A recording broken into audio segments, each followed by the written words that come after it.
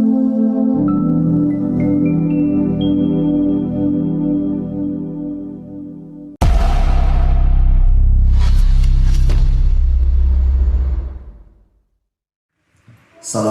warahmatullahi wabarakatuh. Waalaikumsalam warahmatullahi wabarakatuh. Bagaimana kabarnya hari ini? Baik ya, alhamdulillah. Seperti biasanya, sebelum kita memulai pembelajaran pada satu semester ini, perlu kita membuat keyakinan kelas. Keyakinan kelas itu seperti apa? Kalau dahulu Bapak itu membuat yang namanya kesepakatan kelas. Masih ingat? Masih ya? Jadi aturan-aturan yang perlu kita sepakati dalam pembelajaran PJOK dalam satu semester. Tetapi hari ini kita tidak membuat peraturan kelas, tetapi lebih ke keyakinan bersama yang nantinya akan kita sepakati. Kemudian kalau Bapak bertanya, sebagai seorang siswa atau siswi, Anda ingin dilihat atau dikenali sebagai sosok yang bagaimana? Coba, ada yang angkat tangan? Bisa menjawab? Loren, kira-kira sampai ketika menjadi seorang siswi dari SMA 1 Kali Dawet itu pengen dipandang sebagai seorang yang bagaimana? Baik, ramah. Oke, Loren mengatakan ingin dilihat atau dikenali menjadi orang yang baik dan ramah. Ada lagi yang angkat tangan? Iya? Bagaimana? Baik dan sopan. Baik dan sopan. Tadi cewek ada 2. Sekarang Bapak mau bertanya ke salah satu siswa cowok. Angga mungkin pengen dikenali sebagai sosok yang bagaimana? Baik, sopan dan ramah. Baik, sopan dan ramah. Oke, ya. Terus kemudian seharusnya apa yang sudah sampai sebutkan tadi itu masuk dalam daftar nilai kebajikan yang Bapak tampilkan di sini. Peduli, kemudian rajin, integritas, dan rasa hormat. Terus kemudian yang tadi, apa yang sudah disampaikan Loren tadi apa? Baik dan ramah. Kita lihat bersama-sama. Kira-kira baik dan ramah itu masuk dalam daftar nilai kebajikan yang mana? Baik dan ramah. Ayo. Kalau ramah itu berarti terhadap orang lain, mungkin bisa masuk ke rasa hormat atau bisa masuk ke peduli. Kalau Anda tadi baik, sopan dan ramah. Baik, sopan dan ramah juga bisa masuk ke dalam rasa hormat. Ya. Kemudian, setelah ini saya mau bertanya, kira-kira kalau dunia ini tanpa aturan bagaimana? Apakah menyenangkan, bisa bebas melakukan apapun? Coba ada yang bisa menyebutkan? Gimana? Edlin, kira-kira kalau dunia ini tanpa aturan bagaimana? Menyenangkan atau membosankan atau justru yang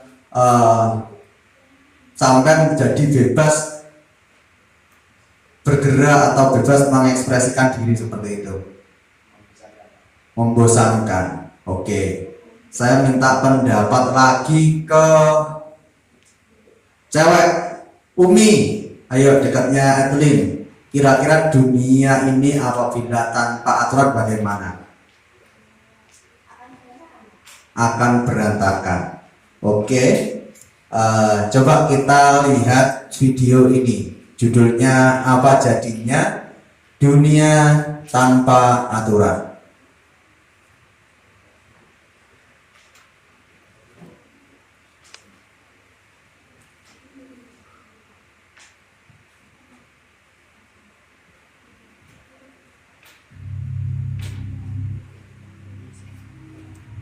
Kalau kalian harus milih, mana yang lebih penting? Dipenjara seumur hidup atau dihukum mati? Coba jawab dan ceritain alasan kalian di kolom komentar. Oke, mungkin atau lebih tepatnya semoga kita nggak akan dihadapin sama pilihan kita tadi. Karena itu tuh cuma terjadi sama kriminal, sedangkan kita selama ini hidup tenang menurut aturan yang ada. Tapi tunggu dulu, kadang-kadang peraturan juga justru suka bikin kebebasan kita terkekang. Di sekolah atau jalanan kita dipaksa menurut aturan. Kalau di rumah nggak nurut aturan orang tua, mau jajan pun hilang. Jadi sebenarnya apakah peraturan membawa lebih banyak untung atau rugi ke kehidupan kita? Dan apa jadinya jika hidup ini nggak ada aturan? Tanpa aturan, mungkin orang bakal bebas ngatain satu sama lain tanpa takut dilaporin, anak-anak di bawah umur bisa masuk ke disco, atau koruptor bisa lolos tanpa dihukum, atau kayak di film bisa bebas bunuh orang yang kita benci. Tapi kita harus sadari juga kalau wujud aturan itu nggak cuma tertulis aja. Ternyata ada yang nggak tertulis, kayak norma masyarakat. Selain itu, peraturan lain bikin game atau pertandingan jadi seru. Terus badan kita juga bekerja dengan ngikutin aturan-aturan biologis yang ketat dan sehari-hari. Oke, cukup. Sekarang Bapak tanya siapa yang di kelas ini bermain game, entah itu game ML ataupun FF. Ada yang bermain game tersebut atau Mobile Legend? Angkat tangan. Coba angkat tangan. Jujur aja gak apa, angkat tangan. Pasti banyak yang bermain game tersebut. Coba kalau dalam game FF atau game yang lain, apabila dalam game tersebut tidak ada aturan, apakah game tersebut bisa berjalan atau bisa seru? Tidak ya? Maka dari itu dalam dunia apapun, termasuk dunia pendidikan, itu harus ada aturan. Setelah ini coba silahkan tulis sebanyak mungkin ya aturan-aturan yang nantinya akan kita sepakati bersama di kelas dalam satu semester. Coba silakan maju satu persatu. Ayo maju silakan.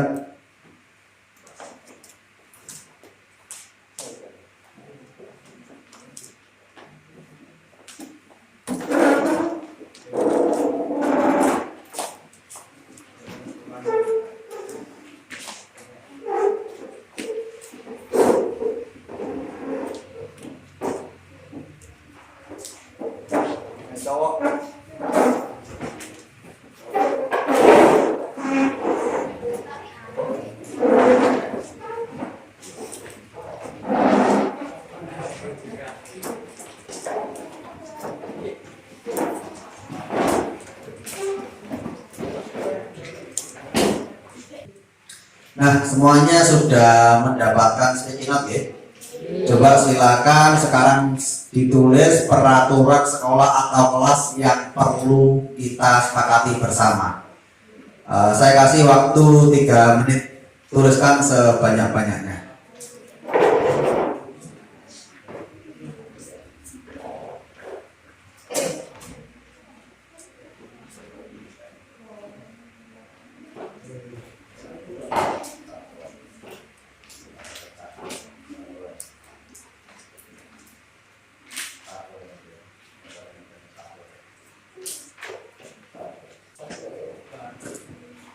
Oke, saya lihat sudah semua. Coba sticky note-nya ditempelkan di depan. Ayo semuanya, ya ditempelkan di depan ya. Secara beraturan, jangan desak-desakan.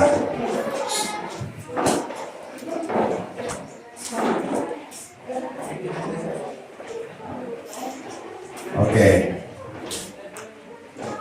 Ayo yang sudah segera geser ke sini, lewat sini.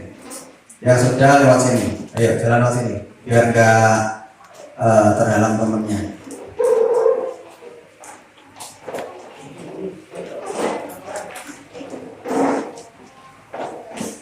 Yang sudah segera kembali ke tempat duduk.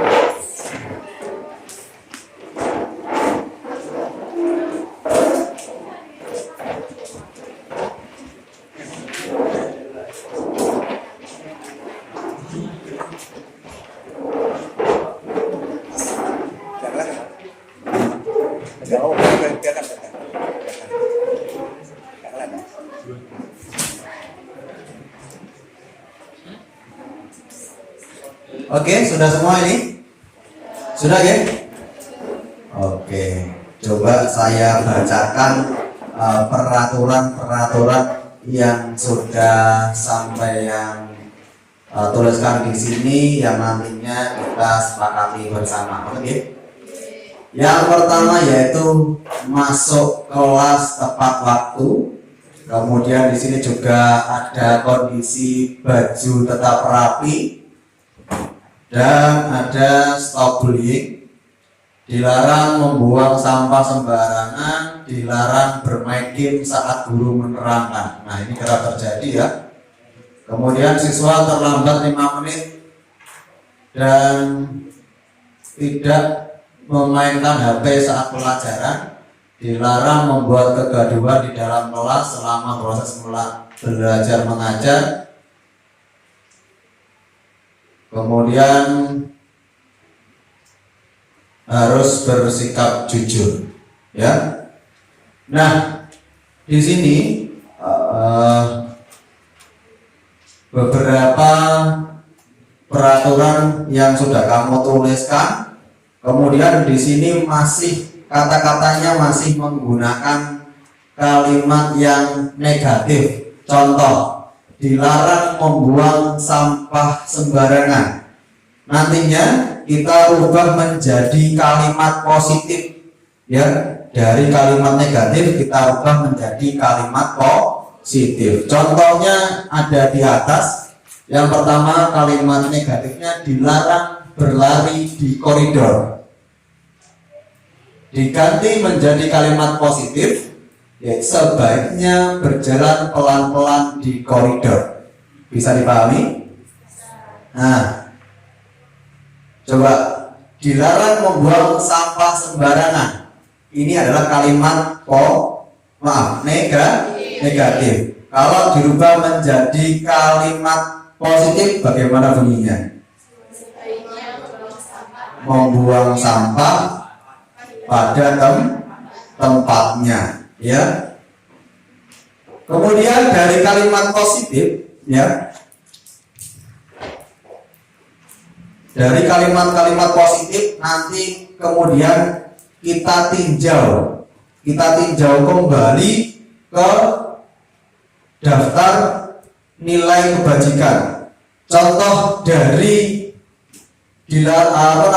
membuang sampah pada tempatnya. Kira-kira dari daftar nilai kebajikan itu masuk yang mana? Apakah masuk yang kebersihan atau tanggung jawab atau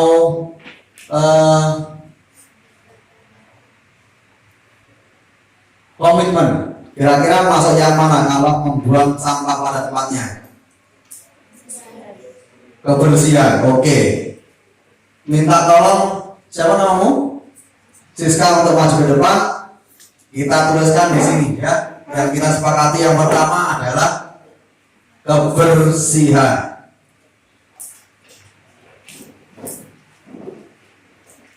Ya.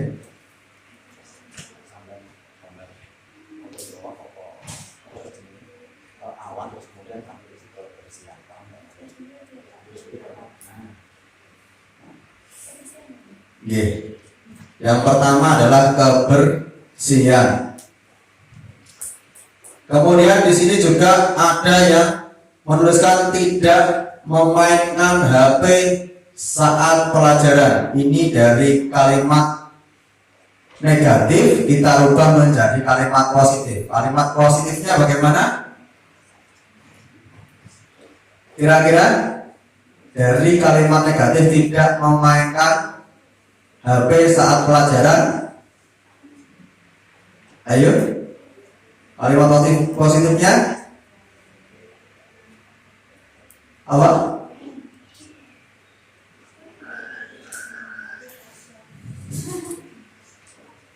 Ada yang bisa katakan? Menggunakan handphone pada saat istirahat boleh, ya, ataupun menghormati guru yang sedang mengajar.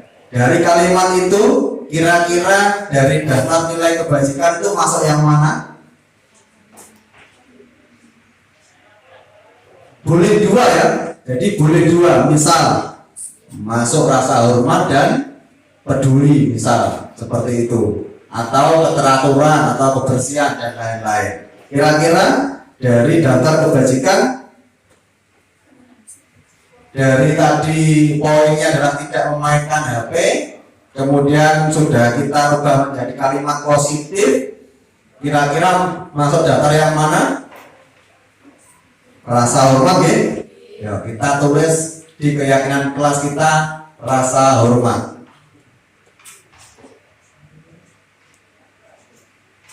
Kemudian di sini juga ada yang menuliskan dilarang datang terlambat. Itu dari kalimat negatif kita rubah menjadi kalimat positif. Kira-kira kalimat positifnya bagaimana? Datang tepat waktu. Datang tepat waktu. Kira-kira datang tepat waktu dari daftar nilai kebajikan masuk yang bagian mana?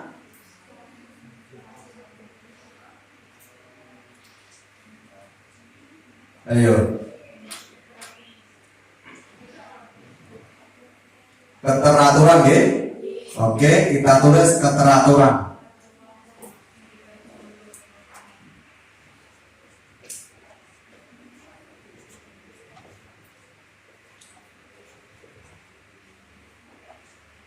Kemudian di sini juga ada yang menuliskan memakai baju dengan rapi. Ini kira-kira kalimatnya masih negatif atau sudah positif? Sudah positif ya? Nah, dari kalimat memakai baju dengan rapi, apabila dimasukkan ke daftar nilai kebajikan, nilai yang mana yang korelasinya sama dengan memakai baju dengan rapi? Komitmen. Oke, di sini tulis komitmen, ya.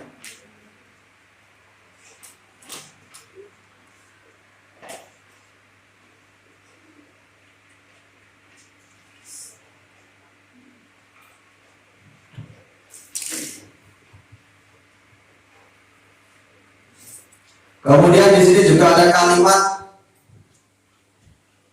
stop bullying. Kita rubah menjadi kalimat positif.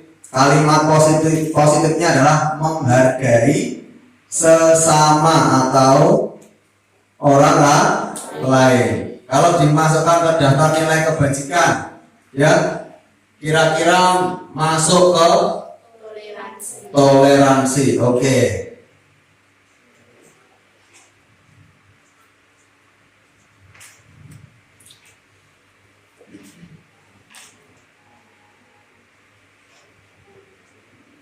Nah, dari nilai apa yang sudah kamu tulis ini, kita mendapatkan keyakinan kelas, ya. Keyakinan kelasnya adalah 1. Kebersihan, kemudian rasa hormat, kemudian keteraturan, dan komitmen dan toleransi. Coba silakan duduk dulu ya. Nah, saya mau menggambarkan, ya, bagaimana nantinya sampai mengaplikasikan keyakinan kelas ini. Jadi semisal sampean contoh si Edwin terlambat karena hari ini dia terlambat. Nah, nanti saya sebagai guru pengajar akan menanyakan keyakinan yang sudah kita sepakati bersama. Edwin, hari ini kamu datang terlihat terburu-buru, kenapa? Edwin menjawab, tadi menunggu temannya. Dan saya juga akan menyampaikan keyakinan kelas yang mana yang kamu langgar pada hari ini. Edwin langsung menjawab, mana tadi? Komitmen, berkomitmen untuk datang tepat waktu. Oke ya, jadi Edwin menjawab komitmen. Jadi seperti itu kita harus menghafal keyakinan kelas yang sudah kita sepakati bersama. Oke ya? Itu adalah pengaplikasiannya dalam 1 semester ke depan. Harapan saya semuanya mampu untuk melakukan dan menaati peraturan yang sudah kita sepakati. Nah, karena ini sudah kita sepakati, maka kita buburi tanda tangan dan nama terang di bawahnya. Coba dimulai dari Elisa Loren dulu. Di sini nama terang kecil aja, tanda tangan. Mana tadi? Ini. Ya, kita tanda tangan, kita sepakati keyakinan kelas 11.5. Ya, nama singkat saja. Ayo yang belum silakan maju untuk membubuhkan tanda tangannya. Karena kesepakatan ini sudah kita sepakati bersama. Ayo. Sudah belum? Sampai.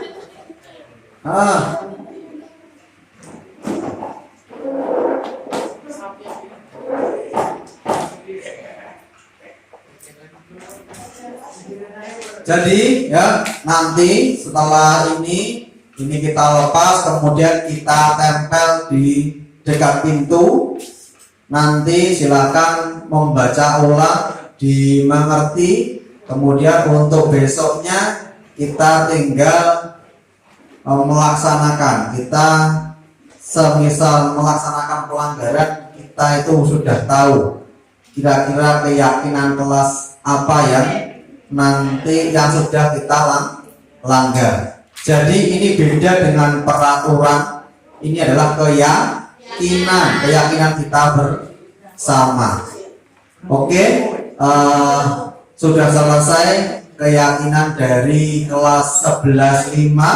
Jangan lupa nanti setelah ini kita tempel di dinding. Cukup sekian ya pertemuan hari ini. Semoga kedepannya kita mampu untuk melaksanakan pembelajaran dengan tertib dan aman dan tentunya nyaman dengan keyakinan kelas yang sudah kita sepakati bersama. Ada yang kira-kira menanyakan tentang keyakinan kelas yang sudah kita sepakati hari ini? Tidak ada ya? Kalau tidak ada, Bapak akhiri sekian. Assalamualaikum warahmatullahi wabarakatuh. Waalaikumsalam warahmatullahi wabarakatuh. Assalamualaikum warahmatullahi wabarakatuh.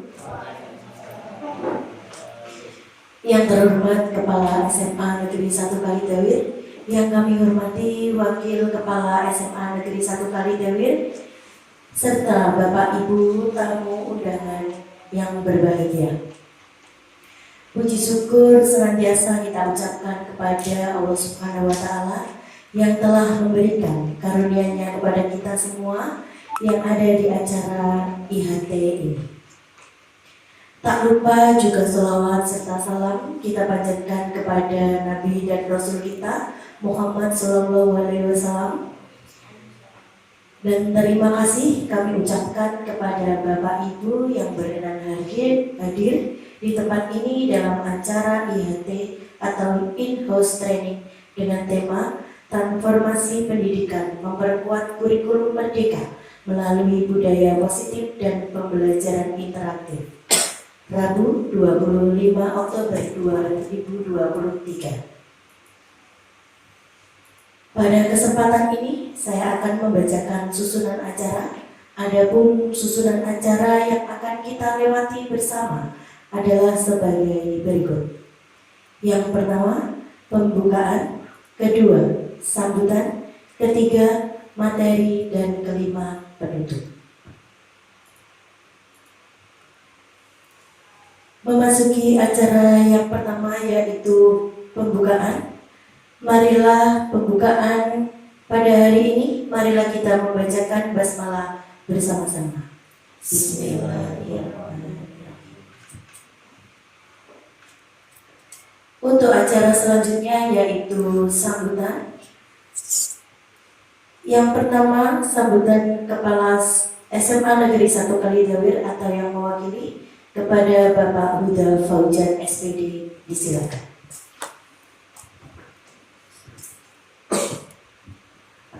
Terima kasih. Bismillahirrahmanirrahim. Assalamualaikum warahmatullahi wabarakatuh. Yang saya hormati Bapak Ibu Wakil Kepala Sekolah SMA Negeri 1 Kalidawir. Yang saya hormati narasumber pelaksanaan IHT dalam memperkuat kurikulum merdeka melalui budaya positif dan pembelajaran interaktif. Dan yang saya hormati pula Bapak Ibu Guru peserta in-house training. Puji syukur pada Tuhan Yang Maha Esa, di mana pada pagi hari ini kita bisa bertemu di majelis yang sangat positif ini. Sholawat serta salam kita tujukan kepada Nabi Agung Nabi Muhammad Sallallahu Alaihi Wasallam, yang mana selalu kita tunggu syafaatnya di yaumul qiyamah nanti. Bapak Ibu Guru peserta IHT, saya mewakili Bapak Kepala Sekolah. Kebetulan ini nanti berhalangan hadir karena beliau ada pertemuan dengan MKKS, koordinasi tentang kegiatan sekolah. Di sini hanya nitip salam. Semoga kegiatan yang positif ini bisa berkelanjutan. Syukur bagi apa yang disampaikan narasumber nanti bisa bermanfaat buat panjenengan dan terutama untuk ke depan kepada anak didik.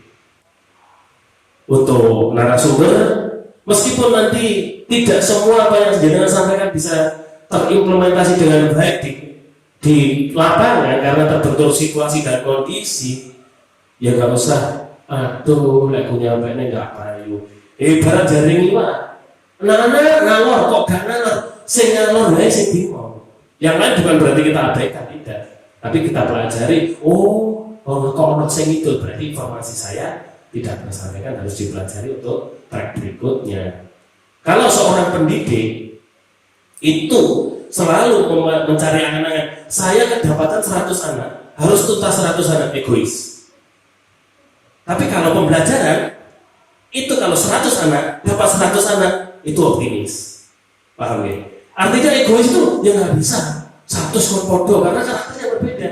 Ono sing krono loroan, ono sing tekanan depresi akhirnya gak masuk, ono sing terputus pacarnya gak masuk. Itu pendidikan. Itu tugas kita semua sebagai pendidik. Saya sering menyampaikan ke teman-teman sejawat, kita bukan sarjana pengajar, kita adalah sarjana pendidik. Tugas kita adalah mendidik. Jadi tetap semangat kepada narasumber. Bila mana belum tersampaikan atau terimplementasi ke lapangan, ya tinggal nunggu waktu. Yang penting terus kita sampaikan hal-hal yang baik. Seperti itu. Sekali lagi dari Bapak Kepala Sekolah nitip salam kepada narasumber, kepada teman-teman peserta IHT, tetap semangat dalam menjalankan hal-hal yang positif. Semoga berdampak positif pula kepada anak didik. Itu yang bisa saya sampaikan. Bila ada salah kata, mohon maaf. Wassalamualaikum warahmatullahi wabarakatuh. Waalaikumsalam.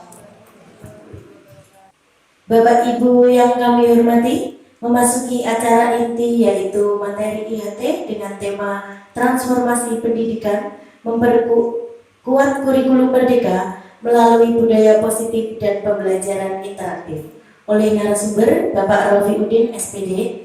Saya selaku moderator, mohon maaf jika ada salah kata dan perbuatan. Saya pamit undur diri dan acara ini saya serahkan sepenuhnya kepada Bapak Rafiuddin SPD. Saya akhiri, wassalamualaikum warahmatullahi wabarakatuh. Waalaikumsalam warahmatullahi wabarakatuh. Terima kasih atas waktu yang diberikan. Assalamualaikum warahmatullahi wabarakatuh. Waalaikumsalam warahmatullahi wabarakatuh. Alhamdulillahirabbil alamin. Assalatu wassalamu ala asrofil anbiya'i wal mursalin wa ala alihi wa sahbihi ajma'in. Yang saya hormati Bapak Kepala Sekolah SMA 1 Kalidawir atau yang mewakili. Yang terhormat Bapak Ibu Guru SMA 1 Kalidawir yang berkenan hadir. Yang pertama-tama malah kita panjatkan puji syukur kepada Allah Subhanahu wa taala karena dengan rahmatnya kita dapat hadir di sini tanpa kurang suatu apapun. Yang kedua, kita panjatkan sholawat serta salam kita curahkan kehadirat Nabi besar Muhammad SAW karena sudah menunjukkan dari alam kegelapan ke alam yang terang benderang. Untuk hari ini materi dari IHT yaitu transformasi pendidikan, memperkuat kurikulum merdeka melalui budaya positif dan pembelajaran interaktif. Perkenalkan dulu sebelum memasuki materi, saya Rafiuddin dari CGP Kabupaten Tulungagung angkatan 9. Materi ini saya dapatkan atau saya peroleh dari pendidikan guru penggerak yang akan saya tularkan kepada rekan-rekan guru SMA 1 Kalidawir. Harapannya nanti dapat kita terapkan, dapat kita aplikasikan dalam dunia pendidikan atau dalam pembelajaran sehari-hari. Sebelum itu saya mau tanya, kira-kira disiplin menurut Bapak Ibu itu yang seperti apa? Mungkin Bu Lila bisa menerangkan apa itu disiplin atau memberikan contohnya disiplin yang Ibu harapkan terhadap anak itu yang seperti apa? Karena saya sendiri sebagai guru BK, menurut saya disiplin itu kalau karena kita berada di sekolah, jadi anak itu yang pertama dia harus mematuhi tata tertib yang ada di sekolah. Karena di hampir semua sekolah itu anak-anak belum tahu artinya disiplin di sekolah. Jadi misalnya ini tadi waktunya dengan pelajaran olahraga itu berenang, kan ada 2 anak kita yang dia tidak ikut ke sana. Padahal itu pelajaran wajib. Nah, itu kan harus ikut. Nah, itulah contohnya salah satu dari anak-anak tidak tahu apa itu artinya disiplin. Ya, terima kasih. Terima kasih atas penjelasannya dari Bu Lila mewakili guru BK. Jadi Bu Lila menjawab bahwa disiplin itu adalah menaati peraturan yang berada di sekolah. Nah, dari definisi disiplin adalah suatu kondisi yang terbentuk melalui serangkaian tindakan yang menunjukkan nilai-nilai kepatuhan dan ketaatan. Salah satu nilai karakter tersebut selalu ditanamkan guru di sekolah dengan harapan dapat menciptakan iklim belajar yang kondusif. Jadi diharapkan ketika semua warga sekolah menerapkan disiplin, jadi sekolah itu akan berjalan dengan baik. Saya juga mampu menghadirkan contoh sekolah idola saya waktu dulu. Jadi ketika anak-anak itu datang pada pagi hari jam 07.00, ada bapak ibu guru piket yang bersiap menyambut siswanya, menyalami seperti itu. Karena dengan harapan dengan seperti itu nantinya akan tercipta budaya positif. Budaya positif apa ya? mau dimunculkan? Yang mau dimunculkan adalah budaya positif 5S. Berdasarkan teori dari William Blaser Bosen menyimpulkan 5 posisi kontrol yang diterapkan oleh seorang guru. Ya. Nanti kita bayangkan, ya, apa yang sudah saya sampaikan nanti, kita bayangkan kita itu dalam posisi kontrol yang mana, kemudian apa yang sudah kita lakukan selama ini sudah benar, sudah sesuai atau belum. Nah, 5 posisi kontrol. Yang pertama adalah menjadi penghukum. Posisi kontrol ini masih diterapkan oleh beberapa guru dengan anggapan hukuman mempercepat penyelesaian masalah tanpa memikirkan dampak buruk yang ditimbulkan. Jadi apa yang sudah saya sampaikan di awal tadi, bahwa ada salah satu ciri guru posisi kontrolnya sebagai penghukum dengan ciri menunjuk atau merhardik dan mata melotot, ya, marah tanpa melihat penyebab siswa tersebut datang terlambat. Kemudian posisi kontrol yang kedua yaitu membuat rasa bersalah. Pada posisi ini, guru akan berkata lebih lembut daripada posisi penghukum. Guru akan menciptakan keheningan yang membuat orang lain merasa tidak nyaman, rasa bersalah, bahkan rendah diri. Posisi kontrol tersebut berdampak pada penilaian diri yang buruk. Jadi pembuat rasa bersalah ini tidak akan memunculkan motivasi intrinsik. Ya, siswa disiplin karena keterpaksaan, biar tidak dihukum. Kemudian posisi kontrol yang ketiga yaitu sebagai teman. Pada posisi kontrol ini, guru tidak akan menyakiti murid, namun akan tetap berupaya mengontrol melalui persuasi atau ajakan. Nah, saya contohkan.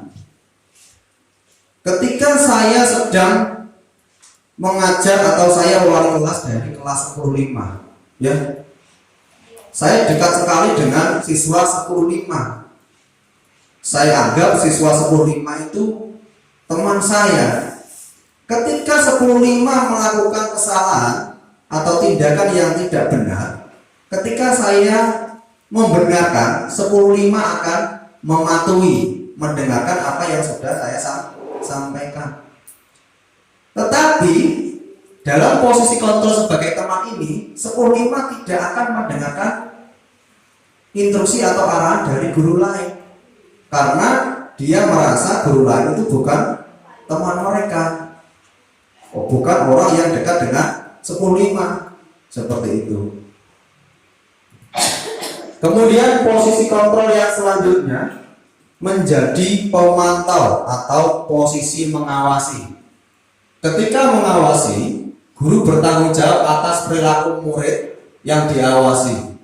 Posisi pemantau berdasarkan peraturan-peraturan dan konsekuensi dengan menggunakan sanksi dan konsekuensi. Jadi contohnya yang sudah kita lakukan selama ini, bahwa misal anak datang terlambat, kemudian seorang guru langsung menanyakan ke siswa tersebut, kamu tahu nggak aturan yang sudah yang berlaku di sekolah SMAN 1 Kalidawer ini? Masuk harus jam 07.00 dan tidak boleh terlambat. Jadi kita hanya mematuhi aturan-aturan yang sudah ada. Kita hanya mengingatkan kepada siswa, ya. Kemudian posisi kontrol yang selanjutnya adalah sebagai manajer. Ini yang akan atau yang kita harapkan menjadi seorang guru. Ya, sebagai manajer, posisi di mana guru melakukan sesuatu bersama murid. Nah, yang namanya merdeka. Jadi mengajak murid untuk menyelesaikan suatu masalah secara bersama-sama. Mempersilakan murid bertanggung jawab atas perilakunya. mendukung murid agar dapat menemukan solusi atas permasalahannya sendiri. Pada posisi ini, ya, murid diajak untuk menganalisis kebutuhan sendiri maupun kebutuhan orang lain. Kalau kita melihat masa lalu, ya, kita juga pernah yang namanya sekolah. Kita juga pernah melakukan atau menaati peraturan-peraturan yang berada di sekolah. Taruhlah kita pada saat berada di SMA.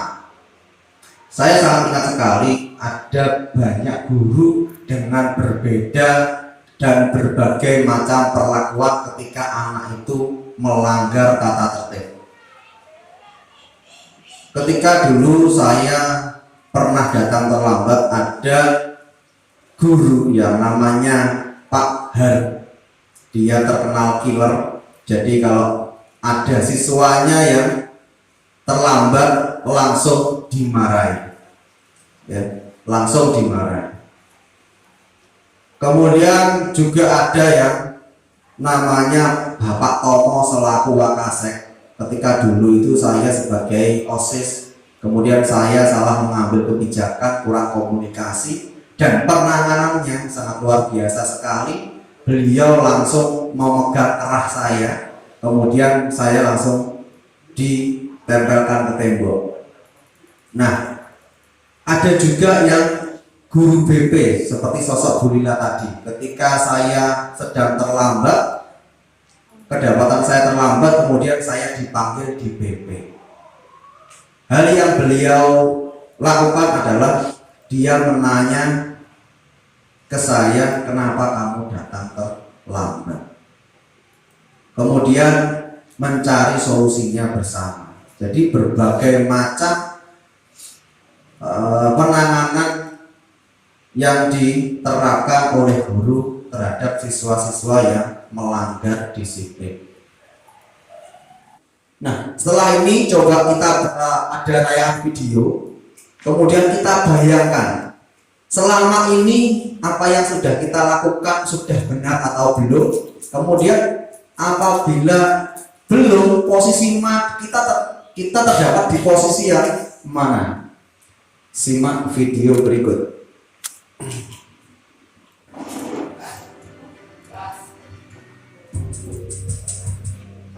Dari posisi penghukum,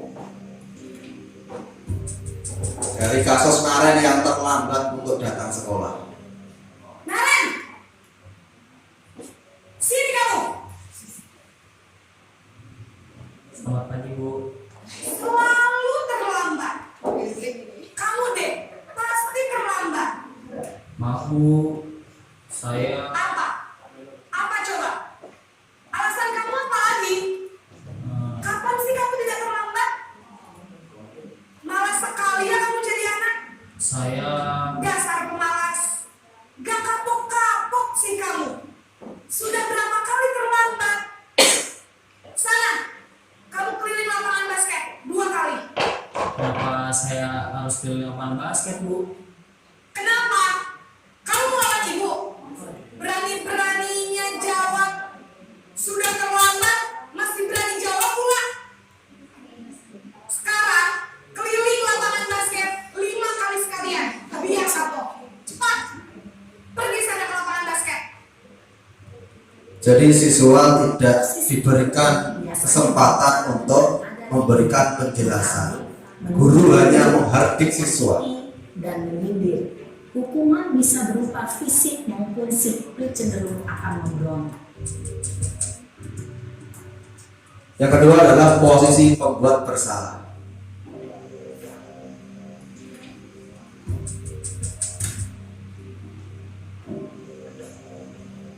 Naren,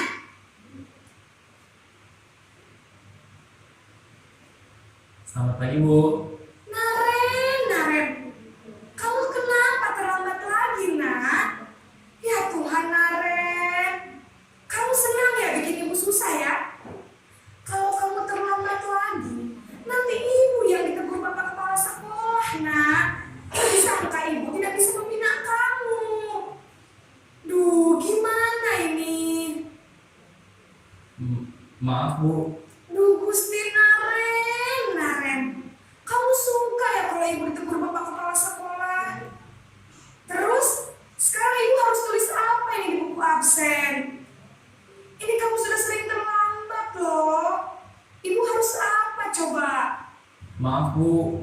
Maaf sekali. Ya sudah, lain kali jangan bikin ibu susah lagi ya nak ya. Ibu tidak akan kuat lagi kalau kamu begini terus. Bisa jantungan kalau ibu ditegur bapak kepala sekolah. Sana cepat ke kelas. Maaf ya Bu. Maaf sekali. Jadi pembuat rasa bersalah ini bahasanya lebih lembut daripada Membuat rasa bersalah. Berbicara posisi kontrol sebagai penghukum. cenderung lembut. Namun Kak, Sekarang posisi kontrol sebagai teman.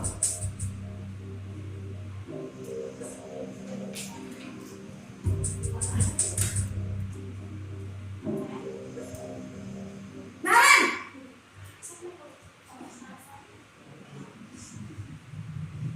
Selamat pagi Bu. wah sudah jam berapa ini nak? Terlambat lagi ya sayang. Iya Bu. Habis ibu saya lupa bangunkan saya Bu. Kamu malah menyalahkan ibu kamu. Kamu bukannya anak yang larinya paling kencang. Kok terlambat sih? Iya Bu. Saya memang terlambat bangun tadi. Jadi biarpun saya lari kencang, tetap gak kekejar Bu. Ya sudah sana. Nanti lain kali larinya lebih kencang lagi ya. Biar gak terlambat lagi. Bikin seneng ibu. Demi ibu. Bisa kan? Bisa lah Bu. Ya sudah sana masuk kelas. Ibu beresin urusan absen kamu. Kamu ini ada-ada saja. Ya sudah tampak sekali teman, sebagai teman. berbicara dengan Jadi anak. seorang guru itu membela siswanya, ya. Kemudian yang selanjutnya sebagai pemantau atau monitor.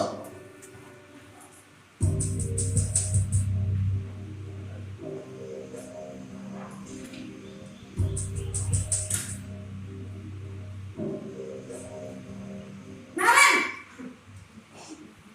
Seperti Bu Tejo ini. Selamat pagi Bu.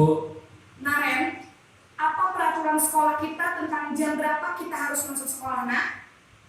Kita harus di sekolah jam 7 Bu. Iya betul, sekarang sudah jam 7.20.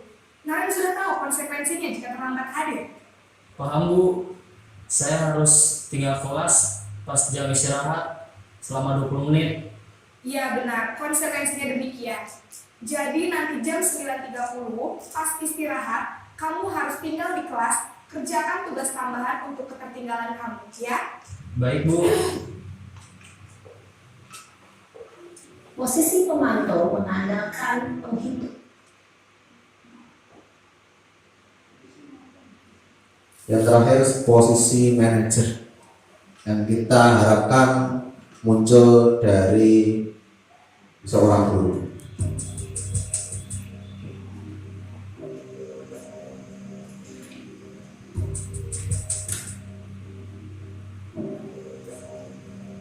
Naren,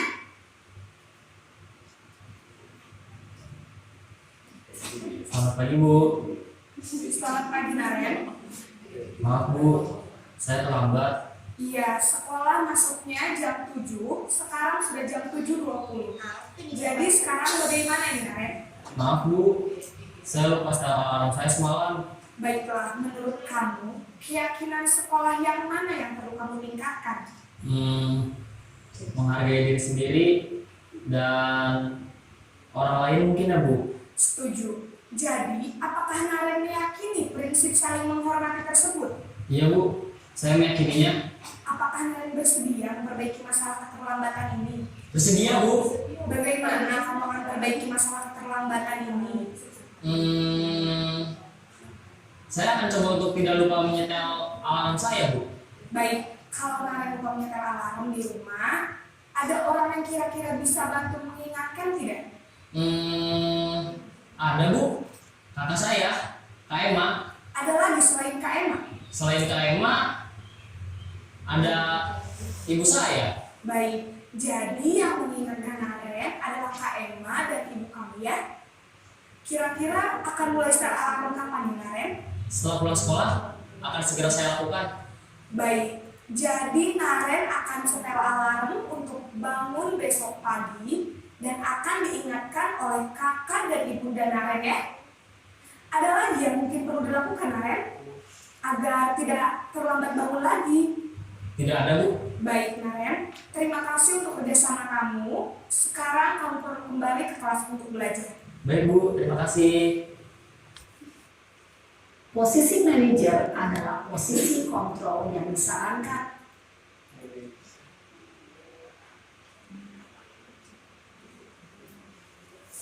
Ya, jadi itulah yang kita harapkan yang muncul dari seorang guru. Kita dapat menjadi seorang manajer. Manajer yang seperti apa? Jadi kita mengajak komunikasi siswa yang melakukan kesalahan dengan tidak menghardik siswa tersebut. Jadi memunculkan motivasi-motivasi intrinsik yang ada dalam siswa tersebut. Nah, ini ada bagannya, ya, ada tabelnya mengenai penghukum. Seorang guru membuat bersalah, seorang guru meletakkan kontrol sebagai teman dan pemantau. Sebagai penghukum, dengan ciri guru berbuat menghardik, menunjuk-nunjuk, menyakiti dan menyindir. Tentunya kita memiliki memori ya di masa SMA, ya. Memori di masa SMA ketika kita dibentak-bentak oleh seorang guru. Nah, seharusnya sebagai guru ya melakukan segitiga restitusi dalam menyelesaikan masalah. Nah, sebelum masuk ke segitiga restitusi, saya mau menanyakan kira-kira selama ini ya kita di posisi sebagai apa? Apakah sudah sebagai manajer ataukah masih sebagai penghukum? Sejujurnya saya masih merasa sebagai seorang penghukum, betul. Ya. Mungkin Mas Nur itu juga pernah menjadi korban saya ketika Mas Nur terlambat atau baju dikeluarkan, langsung saya suruh push up 25 kali. Nah, dari sinilah saya sadar bahwa apa yang sudah saya lakukan itu ternyata salah.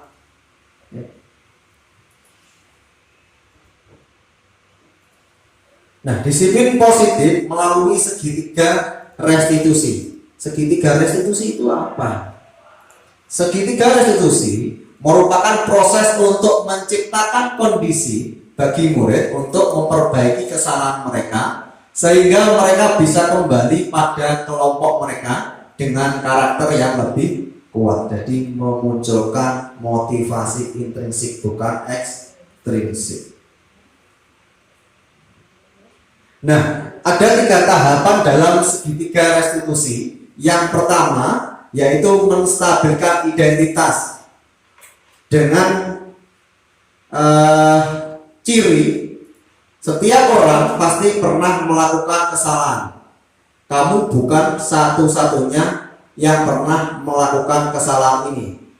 Pada dasarnya manusia tidak ada yang sempurna, pasti pernah melakukan kesalahan. Kemudian yang kedua adalah validasi kebutuhan dengan ciri kamu tentunya punya alasan mengapa kamu melakukan itu. Kemudian adakah cara yang lebih efektif untuk mendapatkan apa yang kamu butuhkan? Langkah yang ketiga yaitu menanyakan keyakinan dengan ciri nilai-nilai apa yang telah kita sepakati.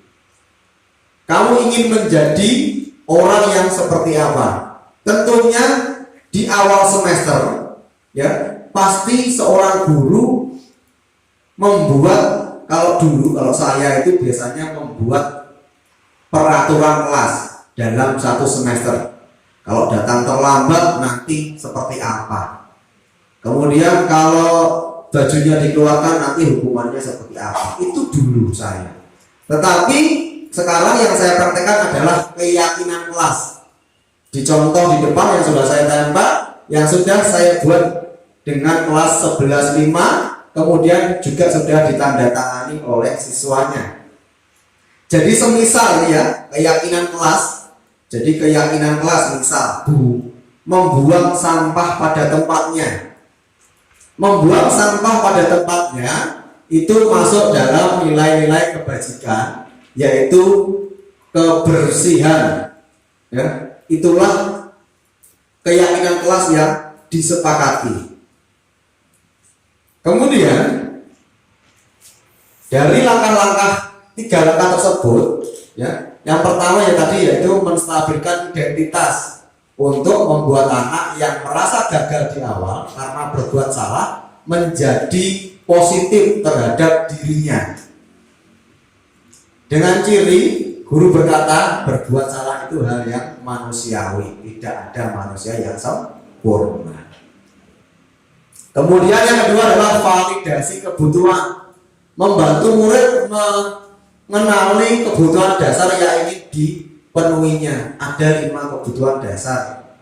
Ya, ada 5 kebutuhan dasar. Yang pertama yaitu penguasaan, kemudian kebebasan, kasih sayang, dan rasa diterima, kesenangan atau bertahan hidup. Dengan ciri guru berkata, kamu bisa aja melakukan hal yang lebih buruk, tapi kamu tidak melakukannya.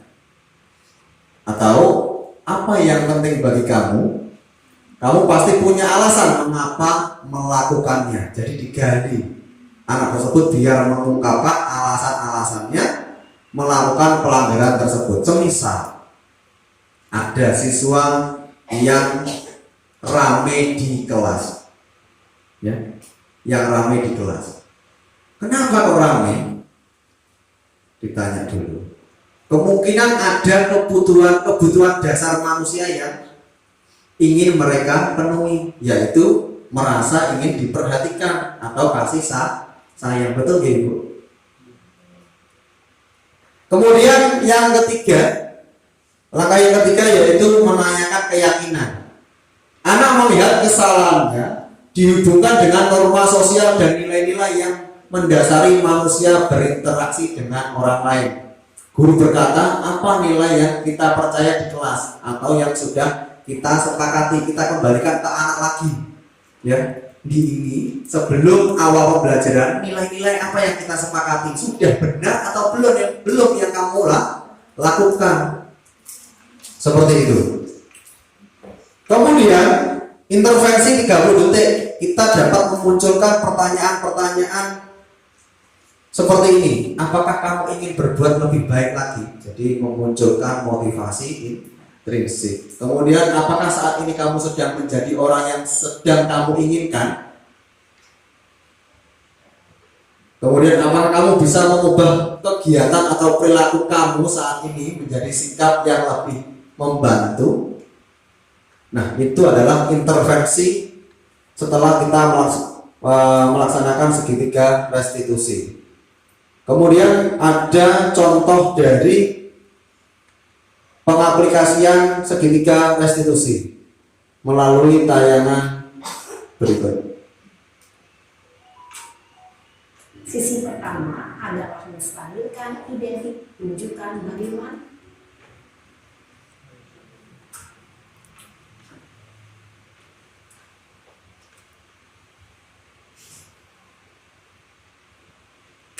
Siang Sarah. Siapa? Sudah lama gak ketemu Sarah? Kenapa hari ini ada di sini? Kesel Pak, kesel banget. Masa aku dikatain tukang fitnah Pak?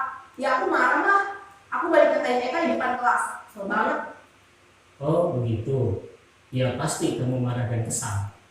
Bapak juga akan marah apabila ada yang menuduh Bapak seperti itu. Kemudian pada saat itu kamu mau melakukan apa? Ya saya langsung ngatain Eka Pak. Kesel banget. Saya bentak-bentak dia di depan teman-teman lain. Oh begitu. Pasti kamu melakukan seperti itu karena suatu alasan tertentu kan? Iyalah, masa saya diam saja Pak? Ya saya adalah diri lah. Masa saya dituduh tukang fitnah? Ya wajar lah. Mempertahankan harga diri itu sesuatu yang penting buat kamu. Untung kamu tidak bertindak lebih gegabah lagi. Hanya membentak aja. Iya Pak. Untung saya masih bersabar dan hanya membentak saja. Sudah gemes padahal. Saya pasti bela diri lah. Ya pasti ya, tapi kamu memilih untuk tetap bertahan dan bersabar. Kamu memilih untuk tidak berbuat lebih parah lagi, bukan? Iya. Nah, sekarang coba kita lihat lagi tindakan kamu yang bentak-bentak Eka di kelas. Tindakan kamu itu kira-kira sesuai dengan keyakinan kelas atau prinsip kamu tidak? Enggak lah, Pak. Capek, Pak, jadi pemarah. Jadi keyakinan atau prinsip mana yang kurang sesuai dengan keinginan kamu? Ya, saya sebenarnya sangat menghargai orang lain. Mungkin saat itu saya menjadi emosi, jadi tidak menunjukkan sikap itu. Kamu meyakini tidak menghargai orang lain itu penting buat kamu? Yakinlah, Pak. Iya, setuju. Kita harus saling menghargai. Namun ada juga keyakinan yang kita sepakati yang perlu kita jalankan apabila kita sedang marah, bukan? Ya, saya bisa lebih proaktif, mulai dengan diri sendiri. Saya bisa jadi lebih sabar, mengambil waktu juga untuk berpikir mau apa selanjutnya. Kira-kira kamu bersedia memperbaiki masalah ini tidak? Bersedia, Pak. Kalau kamu memperbaiki masalah ini, kamu akan menjadi orang seperti apa? Saya akan menjadi orang yang bertanggung jawab kali ya, Pak. Dan senantiasa proaktif. Iya. Menurut kamu, bagaimana rasanya menjadi orang seperti itu? Ya nyaman lah, bangga bisa bersabar dan menahan diri. Baiklah kalau begitu. Yuk kita pikirkan bagaimana memperbaiki masalah ini.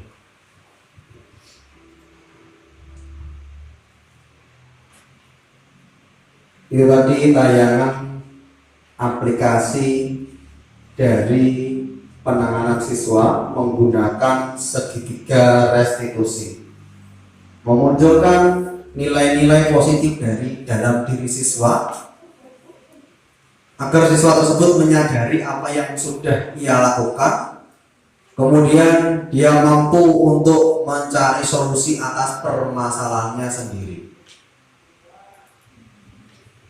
Semoga nantinya apa yang kita dapatkan hari ini mengenai budaya positif, yaitu segitiga restitusi, kita dapat mengaplikasikannya dalam atau di SMAN 1 Kalidawer.